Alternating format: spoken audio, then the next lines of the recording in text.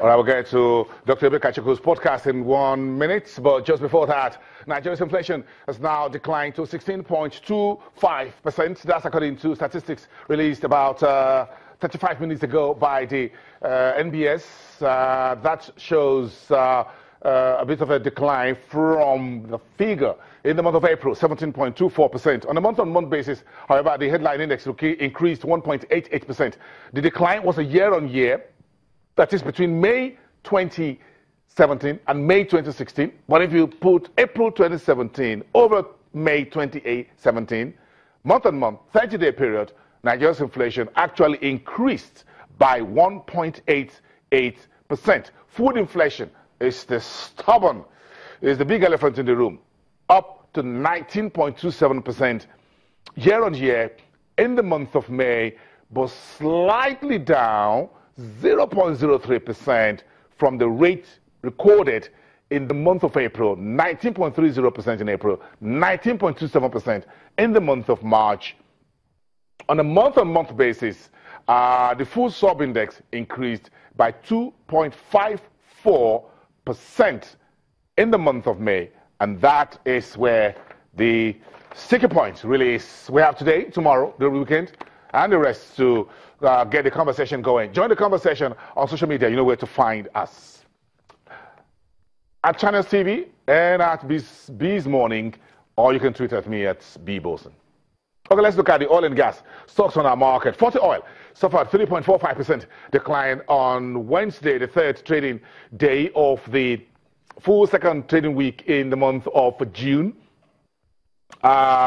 Take that away and bring in the next page and find Owando, a green shoot, 8.13%, quite significant to 865, followed by Seplat, 1.20%. If you add the two together and you find an average, the market, that sector was actually up about 1.3% yesterday. Year to date, that sector is racing after the broader market by 16.9% index return. So if you have invested in the oil and gas companies in the market as a basket, now you'll be doing 16.9% very nicely.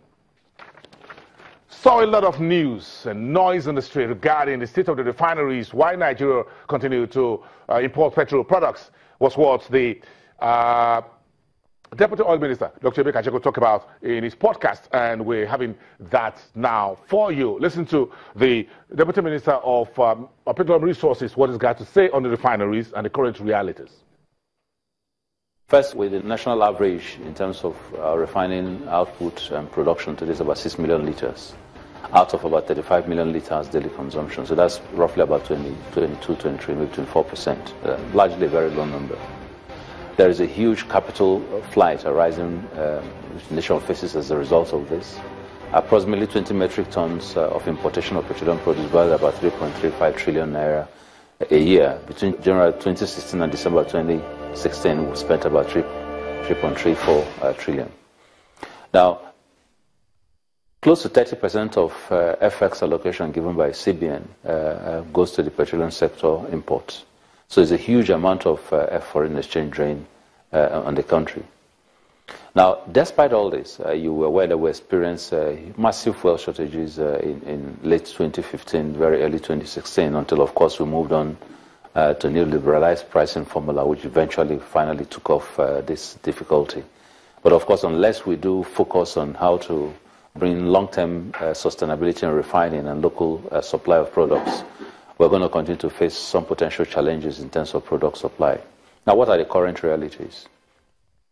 NNPC, obviously, who has taken up the responsibility to provide as a last resort importer petroleum products in an environment where there's a bit of distortion in terms of the pricing, continues to take a very big hit. So although we've obliterated the upfront payment of subsidy, some of that will continue to show in books of NNPC. And so the monthly reports you see for NNPC will show you what that is doing in terms of its P&L. There's a lot of uncertainty in terms of the investment climate, because those who want to invest in refineries continue to ask themselves, what happens when we finish and begin to produce? Are we able to be going to sell at prices that are market competitive? There's a huge amount of job losses that arise when you do not utilize your refineries 100%. Obviously, because of some level of job security, people have kept jobs. But in a fairly deregulated environment, if you do not get these refineries to work and new refineries come on that are private sector driven and take up the marketplace, they will become redundant and there will be massive job losses. And then, of course, the whole process of one sector, one corporate entity, and importing all the products and then dishing them out through PFIs and allocation does not create the level of transparency that is essential to grow this business and expand the marketplace.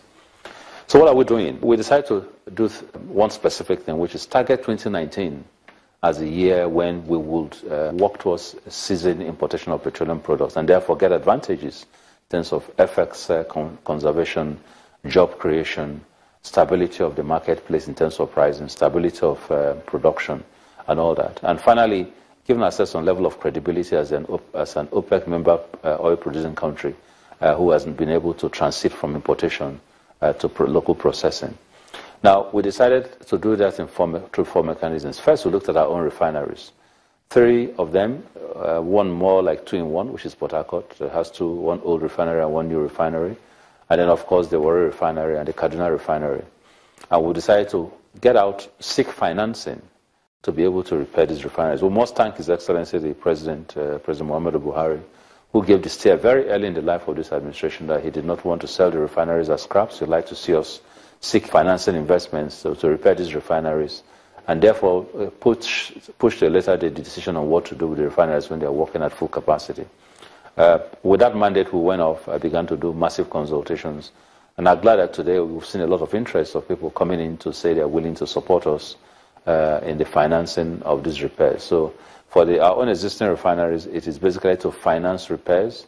We're going to be going to established refinery upgrade and maintenance companies who were involved initially in the building of these refineries, Saipem in Warri, Chiyoda in Kaduna, and all that, to be the ones to do the work. But the financing for that and the support management of the refineries after they're repaired will then go to individuals who win the bids to do this. Therefore, it's important to clarify that what we're doing is financing. It is not a concession.